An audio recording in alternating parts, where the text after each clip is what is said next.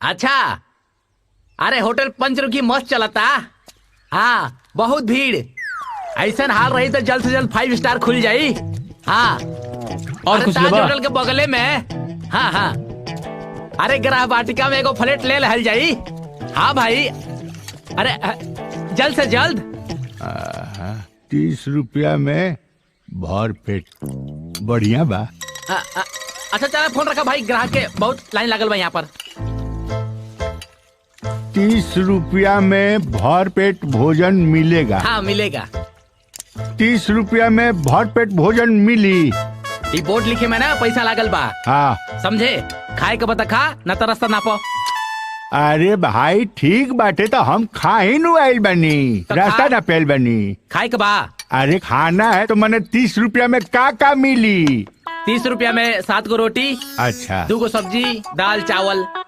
ओ अच्छा। हाँ। अच्छा मान ला हमरा तनी भूख ज्यादा होखो, हम अगर 15 गो खा जाई तब 30 रुपया।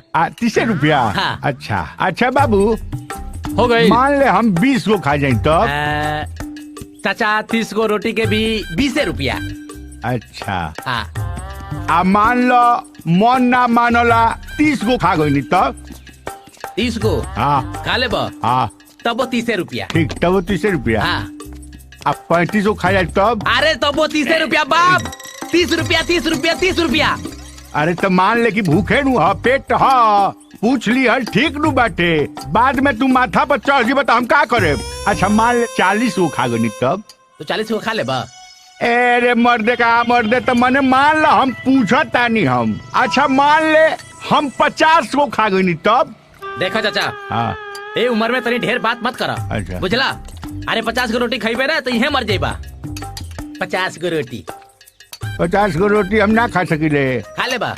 हाँ तो मान ले खा गई तब? अगर तू 50 गो रोटी खा ले ना, हाँ हाँ तब हम ये होटल तोरा नाम में लिख दे। हाँ, और अगर तू 50 गो रोटी ना खाइबा हाँ तो यहाँ 3 महीना काम करे के पड़ी। ए जा। हाँ, बर्तन धोए के पड़ी। अच्छा मैंने हम ना खाए तो मैंने 3 महीना प्लेट माजे के पड़ी तुरा की। हाँ हाँ आ खा जाए तो होटल हमारा नाम कर देबे नु? पक्का। आए हाँ पक्का। हिम्मत करके आए। पक्का। हाँ तो रुक, सोचे दे हमरा के। हाँ सोच ला। सोचे के बे का बाटे? लॉटरी हा। आ सुना, ए ले आओ खाना, शर्त मंजूर बा हमरा, ले आओ। पक्का। पक्का गारंटी? पक्का। हाँ जी पक्का ना? ले आओ, बाकी तेज सोच समझ के बोल नु। अरे चाचा 50 गो रोटी खाए में आदमी के जान निकल जाला। हेलो। और तू कहा था 50 गो रोटी खा ले बा। अच्छा ठीक बा, चला। सुना। हाँ। आ लिखो हो जा, चल लिखल स्टार्ट कर। हाँ। हे भगवान, जय बजरंग बली, इज्जत बताइए प्रभु, जय अन्नपूर्णा देवी। ठीक बा।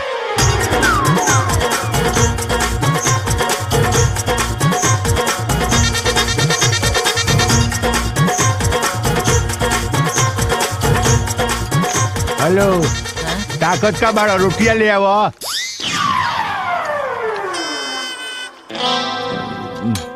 15 गो बा, लिखा।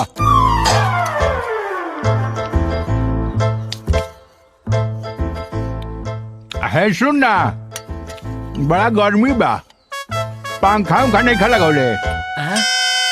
पंखा? हाँ लगाओ तनी पंखा। आए, पंखा लेके आओ तनी। ऐसा ही कहीं खोल देता लोग दुकान।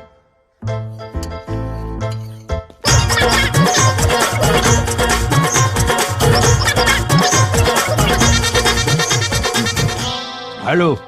अरे आँख नहीं खे, देखत नहीं खा, ले आओ ना रोटिया, ले आओ। कितना दिन से भुखाइल बड़ा? अच्छा जो रोटी ले आओ। हे दे। हेलो। हाँ। सब्जी ले आओ, भुजू ले आओ, रख। सुन। हाँ। सुन, हमार 2 गो बात याद रखिए, कुछ वो लिखवावे के लिखवा देते नु, लेकिन 2 गो बात हमारी याद रखिए। ताकत कम आ गुस्सा ज्यादा तो ई लक्षण पिटाए के, आमद कम आ खर्चा ज्यादा ई लक्षण बिलाए के, बुझे नु? जो होने अपन देख। पंच मत करो, चुपचाप खावा। आ जा ना अपन काम कर, जा होने जा लिख। बादमा कहीं के कुछ वो लिखवा दी है। तो हमरा एक आदमी कही तो ठीक है बा।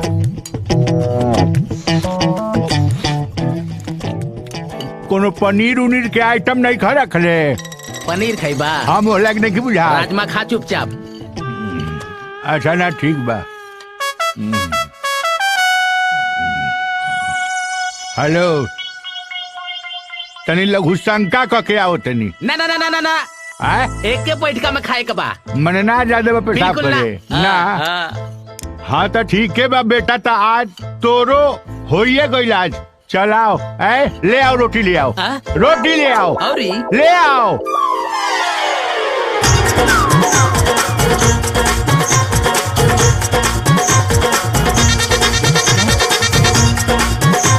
सब्जी सब्जी ले आओ सब्जी।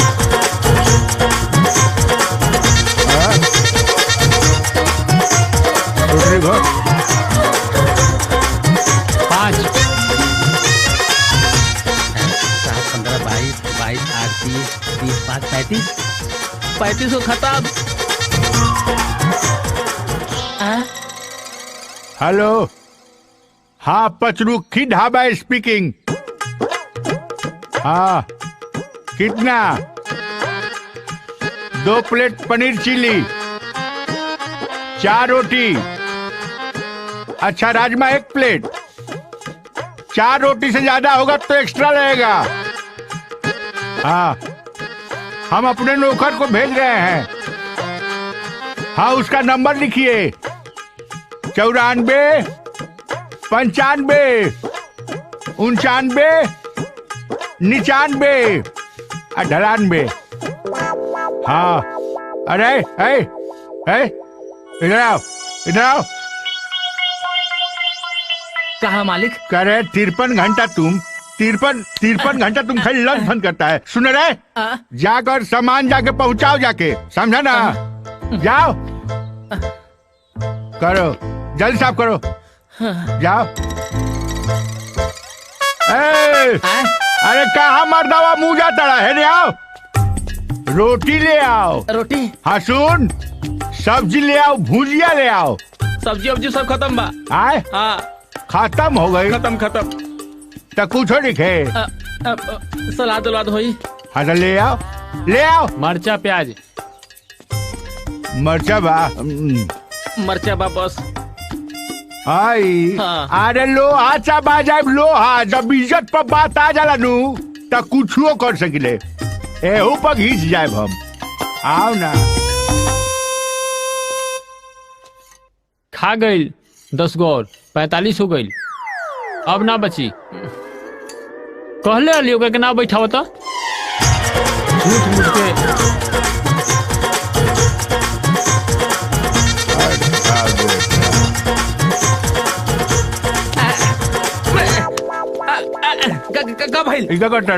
थोड़ा सा गिनती गड़बड़ा गया था। लिख रहे हैं। कारे पढ़े के बेटा सियाही पिए ले और तो गिनती गड़बड़ाता। अरे तब का गया? अरे तब हम खेवनी है ना, हमरा क्या पता बा तोरा रोटी हम कम हो गई। मारम लपा से ठीक है हो जाइबा। सुन तो जब मेटाओते बारे तब पूरा मेटाओ फिर से चली। अरे जा कहाँ गई? हम तो फिर से बेरोजगार हो गए। समझ नहीं ख्याबत। सुनो ना अच्छा यहाँ वहाँ भर पेट वाला और कोनो होटल बा? जाना का दिमाग खराब करता रहा। मैंने हम दिमाग खराब करता नहीं।